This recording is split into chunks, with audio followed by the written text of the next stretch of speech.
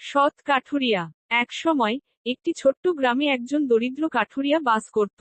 সে প্রতিদিন কঠোর পরিশ্রম করত, বাজারে বিক্রি করার জন্য নদীর ধারে কাঠ কাটত। একদিন নদীর ধারে একটি গাছ কাটতে গিয়ে তার হাত থেকে কুঠারটি পড়ে যায় এবং জলে পড়ে যায়। নদীটি গভীর ছিল এবং কাঠুরিয়াটি এটি তুলতে পারেনি। সে অসহায় বোধ করে বসে পড়ে।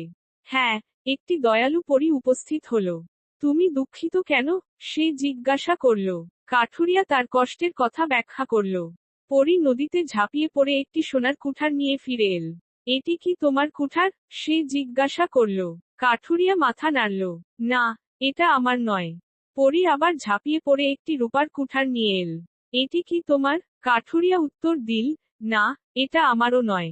অবশেষে সে তার পুরানো লোহার কুঠারটি বের করে আনল। এটি কি তোমার? কাঠুরিয়া হাসল। হ্যাঁ, এটা আমার কুঠার। তার সততায় মুগ্ধ হয়ে পরী তাকে 3টি কুঠারি পুরস্কার হিসেবে দিয়ে দিল। কাঠুরে খুশি মনে বাড়ি ফিরে এলো। সততা সবসময় পুরস্কৃত হয়, এই শিক্ষার জন্য কৃতজ্ঞতা প্রকাশ করে। নীতি: সততাই সর্বোত্তম নীতি।